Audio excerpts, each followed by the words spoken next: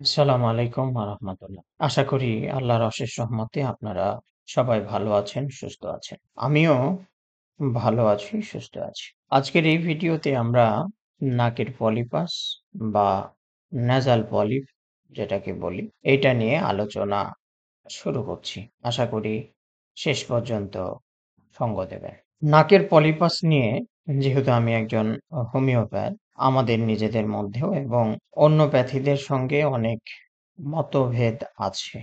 থাকতেই পারে। আগেও ছিল, এখনো আছে, ভবিষ্যতেও থাকবে। সেগুলো বিষয় নিয়ে কথা নাই বলি। আমরা এই ভিডিওতে পুরো রোগটা সম্পর্কে, কারণ সম্পর্কে, ক্লাসিফিকেশন সম্পর্কে, সিম্পটমস সম্পর্কে এবং প্রিভেনশন সম্পর্কে জানার চেষ্টা করব, ট্রিটমেন্ট সম্পর্কে জানার চেষ্টা করব, পরীক্ষা-নিরীক্ষা সম্পর্কে জানার চেষ্টা করব। আমরা যদি পলিপাসের সংজ্ঞা বলি বা রোগের বর্ণনা বলি, তাহলে এভাবে বললে মনে হয় খুব সুন্দর হয় যে নাকের মধ্যে ভেতরে মিউকাস মেমব্রেনস যখন অধিক ইনক্রিজ করে, বৃদ্ধি পায় বা এই মিউকাস মেমব্রেনস গুলোতে যখন তরল, লিকুইড, জলীয় পদার্থ খুব বেশি মাত্রায় জমে যায়, তখন মেমব্রেনস গুলোতে আঙ্গুরের দানার মতো, আঙ্গুর ফলের মতো যে বস্তু বা পিণ্ডগুলো দেখা যায় এভাবে ঝুলতে, তাকেই আমরা পলিপাস বলি। আমি আমার মতো করে বললাম।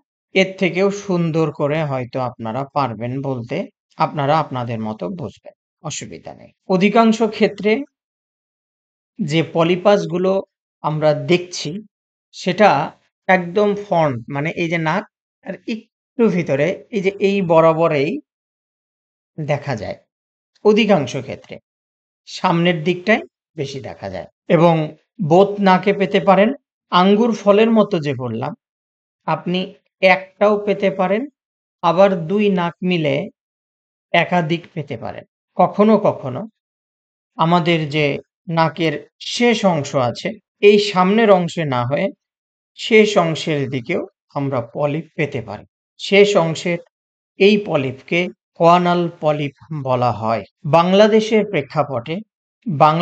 প্রেক্ষাপটে আমার কাছে মনে হচ্ছে শতকরা 40% মানুষ এই নাকের সমস্যায় বা নাকের পলিপেসে ভুগতেছে।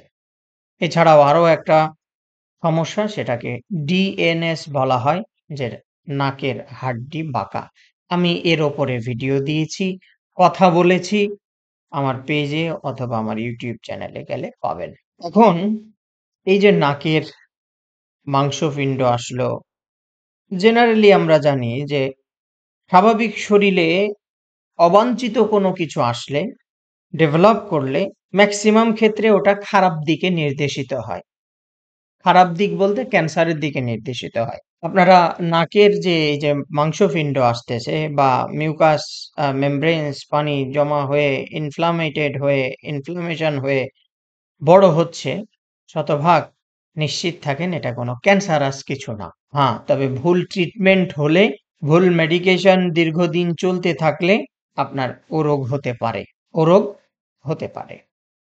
আচ্ছা, তাহলে জেনারেলি এটা পরিচিত একটা রোগের মধ্যেই। আপনি আপনার বন্ধু-বান্ধব যারা পাবেন তাদেরকে বলবেন, দেখবেন বলবে, "হ্যাঁ, ও তো আমারও হয়। আমি বাড়িতে একটা পাত্রে পানি, লবঙ্গ, তেজপাতা দিয়ে একটু স্টিম করে ভাপ নিলেও ওই অটোমেটিক ঠিক হয়ে যায়।" এটা কিন্তু ঘরোয়া বড় পদ্ধতি একটা এবং এই পদ্ধতি যদি অবলম্বন করতে পারেন, আপনাকে ওষুধ খাইতে হবে না। ধরেন আপনি আপনার মাঠে কাজ করতে গেছেন। প্রচুর নাক দিয়ে ধুলা ঢুকেছে। ফ্যাক্টরিতে কাজ করেন, গার্মেন্টস এ কাজ করেন, বহু ডাস্ট ঢোকে। আপনি ওইভাবে যদি ভাব নেন, তো ওই ডাস্ট গুলো, ওই জীবাণুগুলো আস্তে, আস্তে নাক দিয়ে গড়ায়া ২-৪ টা হাঁচি পড়ে, সব বের হয়ে চলে যায়, ভালো হয়ে যায়। এরকম আমি রুগীদের ক্ষেত্রে পেয়েছি। আমি এভাবে রুগীদেরকে পরামর্শ দিয়েও উপকার পেয়েছি। এখন কথা হচ্ছে, নাক বন্ধ হইলেই কি আপনার পলিপাস হবে? নাক বন্ধ থাকলেই পলিপাস হয়েছে বা ছিল বা আছে বা হওয়ার সম্ভাবনা, এ ধরনের ধারণা একবারে ভুল। একবারে ভুল। অনেক সময় ক্যাটারাক্ট সর্দিজনিত কারণে আপনার নাক বন্ধ হতে পারে। সর্দি ভালো হয়ে গেলে অটোমেটিক ওটা ভালো হয়ে যায়। অনেক সময় আবার আমরা দেখি যে অনেক ডাক্তারদেরকে আমি ফিজিক্যালিও গিয়ে দেখেছি, আ নাকের মধ্যে দিয়ে দেখে বলছে, "কি সাংঘাতিক ব্যাপার! আপনার পলিপাস হয়ে গেছে। এটা ট্রিটমেন্ট করতে হবে আগে।" দেখেন নাকের মধ্যে যে পিণ্ড দেখতে পারতেছেন, ওই পিণ্ড দেখা মানে ওটা পলিপাস না। আর মাংসের কালারের মাংসর কালার যেমন হয়, এইরকম কালারের কোনো পিণ্ড কখনোই ওটা পলিপাস হতে পারে না। কখনোই পলিপাস হতে পারে না। মাংস পিণ্ড কালারে কোনো গুটি বা থোকা আঙ্গুরের মতো যদি ভেতরে দেখেন, মানে থোকা যখন হবে ১ বা একাধিক তখন ওটা পলিপাস হবে। কিন্তু একটা। বোথ নাকে ধরেন ২ টো আছে। আমারও আছে। কিন্তু তো নেই। আমার নাক ক্লিয়ার। মাংসপিণ্ডর মতো লাল আকৃতির কখনোই পিণ্ড পলিপাস হতে পারে না। পলিপাসগুলো আঙ্গুরের দানার মতো, কিছুটা গোলাকার এবং ধূসর ফ্যাকাশে দেখতে পাবেন নাকের মধ্যে। তখন আপনি ডায়াগনোসিস করতে পারেন এটা নাকের পলিপাস হয়েছে 100%। তাছাড়া যেন-তেন জিনিসকে আপনি বলবেন পলিপাস, এটা হতে পারে না। এ প্রসঙ্গে একটা কথা বলে নিই। দেখেন জেনারেলি যদি আমরা চিন্তা করি, আমরা নাক দিয়ে কত জীবাণু টানতেছি। আচ্ছা এই জীবাণু তো কেউ না কেউ টেনে মেরে দিচ্ছে। দি ফ্রেশ শ্বাসটা আমাদেরকে নিতে সাহায্য করছে। আমরা খাবার-দাবার খাচ্ছি। এই যে এখন কুরবানির সময় অনেকে মাংস জাল দিতে তারপরে খাচ্ছেন। ওখানে কত ধরনের যদিও বলবেন যে গরম। আচ্ছা ধরে নিলাম তর্ক খাতিরে গরমে ওটা নষ্ট হয়ে গেছে জীবাণুগুলো। এরকম তো গাছে একটা পেয়ারা পেকে আছে বা আম পেকে আছে ছিলে মুখে দিয়ে দিচ্ছেন। পানি দিয়ে ধুচ্ছেন। ১০ মিনিট ১৫ মিনিট ধোয়ার মতো সময় নেই। এই যে জীবাণু থাকতেছে, খাচ্ছেন। কে এগুলো ধরে মেরে দিয়ে ক্লিয়ার জিনিস আপনার ভিতরে পাঠাচ্ছে? আমার ওস্তাদ বলতেন, নাকের ২ টো পলিপস হলো বাড়ির গেটের মতন, গেটের দারোয়ানের মতো কাজ করে। গলার ২ টো টনসিলও ঐরকম কাজ হলো গলার দারোয়ানি করা। তাই রুগীদেরকেও বলব, যাদের ঠান্ডা খেলে কষ্ট বাড়ছে, অ্যালার্জি জাতীয় খাবার খেলে কষ্ট বাড়ছে, আপনারা এখনই সচেতন হন। বাড়ির দারোয়ান না থাকলে যেমন বাড়িতে চুরি হওয়ার সম্ভাবনা থাকে, ঠিক তেমনি ওইগুলো যদি কোনো কারণে ইনফ্লামেটেড হয়ে ক্রনিক স্টেটে যেয়ে ফ্যারানজাইটিসের মতো প্রবলেমগুলো ঘটিয়ে নাকের মধ্যে ব্লক হয়ে অবস্ট্রাকশন তৈরি করে যদি কেটে ফেলতে হয়, তাহলে আপনার জীবনের যে কত বড় ক্ষতি ওটা যারা অপারেশন করেছে তাদেরকেই জিজ্ঞেস করেন। হতাশার আর শেষ থাকবে না। শান্তি খুঁজে পাবেন না। তাই আল্লাহর হস্তে সচেতন থাকবেন। এই দুটো জায়গার ২টা ৪টা দারোয়ান যেন নষ্ট না হয়। মানে এটা কোনো বইপত্রের কথা বললাম না। এটা বোঝানোর জন্য আমি আপনাদেরকে বললাম। গুরুত্ব বোঝানোর জন্য। দারোয়ানের গুরুত্ব যেমন আপনার বাড়িতে, ওগুলো হিউম্যান বডিতে যতগুলো অর্গান আছে প্রত্যেকটাই আপনার জন্য অত্যন্ত প্রয়োজনীয়। তা না হলে তো আল্লাহ দিতেন না। দিতেন কি? কখনোই দিতেন না। তাহলে ডায়াগনোসিস কি হবে? নাকের মধ্যে এই আঙ্গুরের থোকার মতো, দানার মতো গোলাকার ফ্যাকাশে বলেছি। লাল বলি নাই। ফ্যাকাশে রঙের ওটা হলো পলিপ। আচ্ছা। এখন কথা হলো এই যে পলিপ আমরা বুঝলাম, এর পেছনে কারণ কি? দেখেন এখন পর্যন্ত পলিপস এর পেছনে কারণ কি এটা অজানা, জানা যায়নি। তবে চিকিৎসা করতে ডাক্তারবাবুদের এক্সপেরিয়েন্স অনুযায়ী যতটুকু দেখছি বা ব্যক্তিগত চিকিৎসাতেও যেটা দেখছি, এ ধরনের রোগীরা বিভিন্ন অ্যালার্জিতে ভুগে থাকেন। মানে অ্যালার্জি একসাথে বলছি, কেউ ডাস্ট, কেউ আ ফুড অ্যালার্জি, কোল্ড অ্যালার্জি ইত্যাদি। অ্যালার্জির তো নামের শেষ নাই, একই কথা। এই কারণে হতে পারে।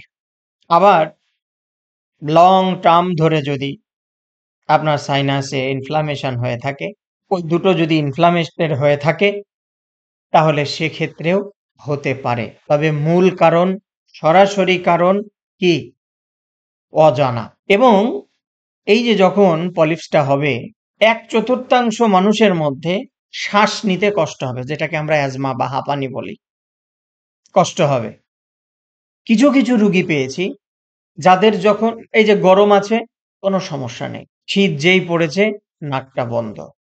কিছু কিছু রুগীর ক্ষেত্রে পেয়েছি, ডাক্তারবাবু প্রচণ্ড শীত, মাঘের শীত, বাঘ পর্যন্ত গর্জন ছাড়তেছে, কাঁপতেছে, নাক ক্লিয়ার, যেই গরম এসছে দুনাক বন্ধ, দুনাক বন্ধ, শ্বাস নিতে পারতেছি না ঠিকঠাক। কেউ বা আবার বলবে আমার সারাদিন এসিতে আছি, গা ঘামেনি, আবহাওয়া ঠান্ডা, মানে নাতিশীতোষ্ণ হয়ে আছে, কোনো কমপ্লিকেশন নেই, যেই ঘামবো সেই আমার নাকটা বন্ধ হয়ে যাবে। এগুলো সব সিমটমস, এগুলো সব সিমটমস। আবার এগুলো সব রোগের উৎপত্তি, সিমটমস ডেভেলপের পেছনে কারণ বা কজেশন। আমাদের হোমিওপ্যাথিতে আমরা এই কজেশনকে সামনে রেখেই ঔষধ দিয়ে থাকি, আর রোগী দ্রুত সুস্থ হয়। ক্লাসিফিকেশন মানে পলিপস সাধারণত আমরা চিকিৎসার ক্ষেত্রে কয় ধরনের পেয়ে থাকি। সাধারণত আমরা চিকিৎসার ক্ষেত্রে যে রোগীগুলো আমাদের কাছে আসে 2 ধরনের পলিপস পেয়ে থাকি। ইথোময়েডাল, যেটা অ্যালার্জি কারণে হয়, 2 নাকেই থাকতে পারে, মধ্য বয়সে ব্যক্তিদের বেশি হতে পারে, কিছু কিছু ক্ষেত্রে আপনার 8-9 থেকে এর মধ্যেও হতে পারে। ওই যে যে দানা বা থোকা বললাম সেগুলো 2 নাকের মধ্যে একটা একটা দুটোও থাকতে পারে, এক বা একাধিকও থাকতে পারে। এটা হচ্ছে ইথোময়েডাল ক্লাসিফিকেশন 1। ক্লাসিফিকেশন 2 যেটা পাবেন সেটা হলো অ্যান্ট্রোকোয়ানাল। অ্যান্ট্রোকোয়ানাল এটা আবার কি? অ্যান্ট্রোকোয়ানাল হয় হলো সরাসরি ইনফেকশনের কারণেই, সরাসরি ইনফেকশনের কারণেই। এটা আপনার এক নাকেও হতে পারে, বোত নাকেও হতে পারে। কিশোর, কিশোরী সব বয়সেই এই অ্যান্ট্রোকোয়ানাল পলিপস হতে পারে, কোনো সন্দেহ নেই। লক্ষণগুলো কি? একদম নরমাল। নাক ডাকতে পারে, নাক ডাকতে পারে, বোত নাক বন্ধ থাকতে পারে। কখনো এমন হতে পারে ডানেরটা বন্ধ হচ্ছে, কখনো বামেরটা বন্ধ হচ্ছে। এই এখনই ডানেরটা বন্ধ ছিল, কিছুক্ষণ পরে বামেরটা বন্ধ হচ্ছে। আচ্ছা, কোনো কোনো ক্ষেত্রে 2 নাক বন্ধ হয়ে যেতে পারে। আপনি ঘুমোচ্ছেন, 2 নাক বন্ধ হয়ে শ্বাস বন্ধ হয়ে গেছে, আপনি লাফিয়ে উঠতে পারেন। নাক থেকে সকালবেলা ঘুম থেকে উঠার পরেই ঝরঝর করে গ্লাসের পর গ্লাস পানি পড়ছে। কত অ্যান্টিহিস্টামিন খাচ্ছেন, মনাস খাচ্ছেন, কোনোতেই কিছু কাজ হচ্ছে না। যে কোনো ধোলা, ডাস্ট, গন্ধ, উগ্র গন্ধ, অন্য আর 5 জনের হাঁচি হচ্ছে না, কিন্তু আপনার হাঁচির পর হাঁচি, হাঁচির পর হাঁচি, এমন হাঁচি যে ওই স্পটে আপনার উপস্থিত থাকাটাই যেন কষ্ট হয়ে গেছে। সবসময় ট্রিম্পেল সহ, ফন্টাল সহ একটা ঘিনঘিনানি মাথা ব্যথা, লাইক ডাল পেইন, কখনো কখনো প্রচণ্ড আকার ধারণ করতে পারে, মাথা ব্যথা হতে পারে। নাকের মধ্যে ভেতরে মনে হবে ক্র্যাউলিং সেন্সেশন, যেন সুরসুর সুরসুর করে অ্যালাইভ সেন্সেশন, জীবন্ত কোনো কিছু হাঁটে বেড়াচ্ছে, ফলে আপনার হাঁচি শুরু হচ্ছে। এবং পলিপসের রোগীরা কখনোই মুখ বন্ধ করে ঘুমোতে পারে না। আপনি যেই লেভেলেরই বালিশ দেন না কেন, এরা হাঁ করে ঘুমাবেই। এখন এই যে অ্যালার্জি জনিত, মানে আমার আলোচনায় ম্যাক্সিমাম জিনিস উঠে আসছে কি? অ্যালার্জি জনিত। তাহলে প্রথম কথা কি? খাবার-দাবারের মধ্যে অ্যালার্জি থাকতে পারে। আপনার যে সকল খাবারে ঠান্ডা, গরম, স্পেসিফিক কোনো ভেজিটেবল, স্পেসিফিক কোনো ফুডসে যদি অ্যালার্জি থেকে থাকে, আল্লাহর হস্তে ওইটাকে আগে এভয়েড করেন। এখন বলবেন খাবার বাদ দিলে বাঁচবো কেমন করে? কেন আর কোনো খাবার নাই বাবু? আবার অনেক আমাদের ডাক্তারদের মধ্যেই আছে, যেটাতে সমস্যা বাড়ে ওটা আরো বেশি করে খেতে হবে। মানে কোথাও আগুন ধরেছে, ও গিয়ে কেরোসিন দিচ্ছে আরো, যেন একদম জ্বলে পুড়ে এলাকা সুদ্ধা শেষ হয়ে যায়। এগুলো ভুল ধারণা। এগুলো ভুল ধারণা। এভয়েড করতে হবে।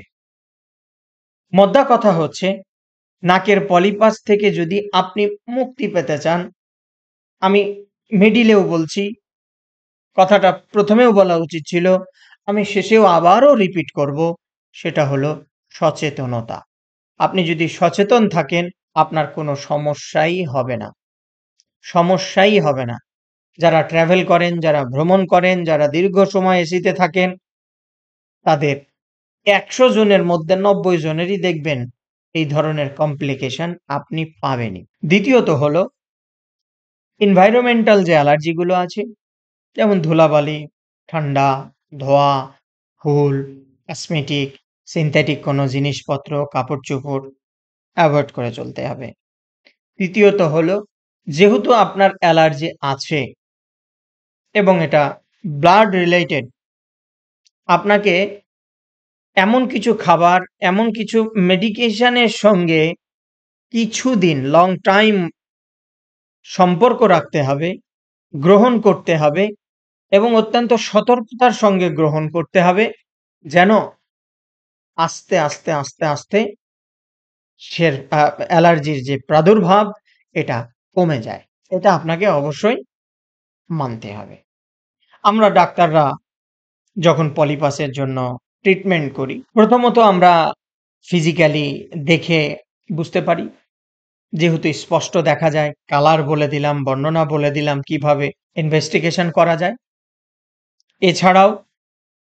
এছাড়াও কোনো ক্ষেত্রে ক্রনিক অবস্থায় এক্স-রে লাগতে পারে, এন্ডোস্কোপি করা লাগতে পারে, সিটি স্ক্যান করা লাগতে পারে, এমআরআইও করা লাগতে পারে। যেহেতু এটা অ্যালার্জি কেন্দ্রিক, সেক্ষেত্রে সিবিসি বলে একটা টেস্ট আছে, সেটাও করে থাকি আমরা। আবার আইজিই, সেটাও অনেক সময় করা লাগতে পারে। তবে এগুলো পলিফকেন। আমি কখনোই যেটা নিজে ডায়াগনোসিস করতে পারি সিম্পটমস অনুযায়ী, আমি পরীক্ষা-নিরীক্ষা তেমন দেই না। যখন একান্তই পারি না, তখন আমি সেটা দিয়ে থাকি। এবার আসি হলো ট্রিটমেন্ট। আপনি যখনই বুঝতে পারবেন যে আপনার নাকে এই ধরনের কমপ্লিকেশন হচ্ছে, যেগুলো আমি বললাম, আপনি দেরি করবেন না। দেরি না করে একজন অভিজ্ঞ হোমিওপ্যাথি ডাক্তার খোঁজ করে, আজকাল তো চেম্বারে চাকচিক্যতায় ভরপুর এবং মানুষ সেগুলোর পেছনে দৌড়ায়। কিন্তু পার্শ্ববর্তী দেশের একজন নামকরা চিকিৎসক ছিলেন, তার নাম হলো হাসান মির্জা, ডাক্তার হাসান মির্জা নামে। উনি চলে গেছেন দুনিয়া ছেড়ে, আল্লাহ উনাকে জান্নাত নসিব করুক। ওনার মুখ থেকে সরাসরি আমার শোনা, উনি বলতেন, চেম্বারে চাকচিক্যতা না বাড়িয়ে নিজের চাকচিক্যতা কর। আমি রুগীদেরকেও বলবো, ওই ডাক্তারের চেম্বারের আর দালানের চাকচিক্যতা না দেখে ডাক্তার কতখানি চাকচিক্যতাওয়ালা সেটা দেখতে হবে। সেটা দেখতে হবে, জেনে বুঝে যেতে হবে।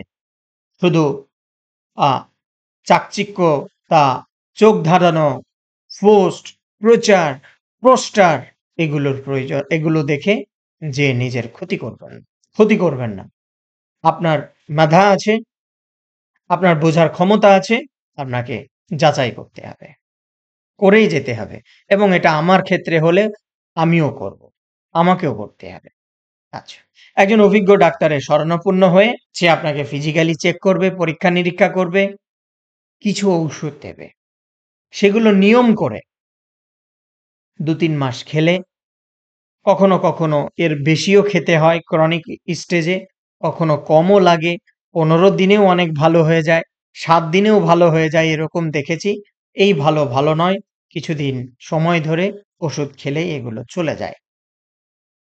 ক্রনিক অবস্থায়, ক্রিটিক্যাল সিচুয়েশন, ২ নাক, পলিপগুলো একদম নাকের এই সামনে, ফন্টে এসে যেমন মনে হচ্ছে উকি দিচ্ছে, এইরকম অবস্থায় দেরি না করে অবশ্যই একজন সার্জনের সঙ্গে, ইএনটি সার্জন যিনি, ওনার সঙ্গে কথা বলে আলোচনা সাপেক্ষে যত তাড়াতাড়ি সম্ভব অপারেশন করে বের করে নেবেন। তবে এ প্রসঙ্গে বলি, হোমিওপ্যাথিতে অনেকে অ্যাসিড লাগায় নাকের মধ্যে, ক্রিম লাগায় হোমিওপ্যাথির তকমা দিয়ে। হোমিওপ্যাথিতে জন্ম থেকে নিয়ে আজ পর্যন্ত কোনো বইতে, কোনো অবস্থায়, কোনো শিক্ষা প্রতিষ্ঠানে এই নাকে অ্যাসিড লাগানো এবং এই ধরনের কোনো শিক্ষা হোমিওপ্যাথিতে শেখায় না। যারা নাকে অ্যাসিড লাগায় বা কোনো ক্রিম লাগায়, পলিপসটা পুড়িয়ে দেয়, তারা কোয়াক এবং ভণ্ড। কোয়াক এবং ভণ্ড। যদিও ল্যাঙ্গুয়েজটা খারাপ লাগলো, কিন্তু বোঝার স্বার্থে আমি ইউজ করলাম। কারণ তারা আমাদের ক্ষতি করতেছে, আমাদের মান কমিয়ে দিচ্ছে। ছোট, ছোট বাচ্চা, বড় মানুষ এদেরকে চেপে চুপে ধরে নাক ফাঁক করে ওর মধ্যে লাগিয়ে দিচ্ছে। আমি কিছুদিন আগেও নিউজ পোর্টালে দেখেছি, সেটা লাগাতে গিয়ে ওপরের তালু ফুটা হয়ে গেছে। কি সাংঘাতিক! লোকটার জীবনটাই শেষ।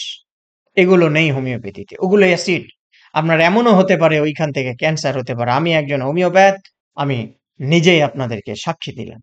তাই এই ধরনের কাজ কখনো করবেন না। আপনার মিডল সেপ্টামটা যদি কখনো নষ্ট হয়ে যায়, ফুটো হয়ে যায়, সারা জীবন আপনি কথা বলতে লাগলেও নাকের মধ্যে যাবে। নাকের মধ্যে যাবে। নাকের মধ্যে আওয়াজ হবে। শুইলেই নাক গড়গড়ানি, স্নোরিং শুরু হয়ে যাবে। স্নোরিং শুরু হয়ে যাবে।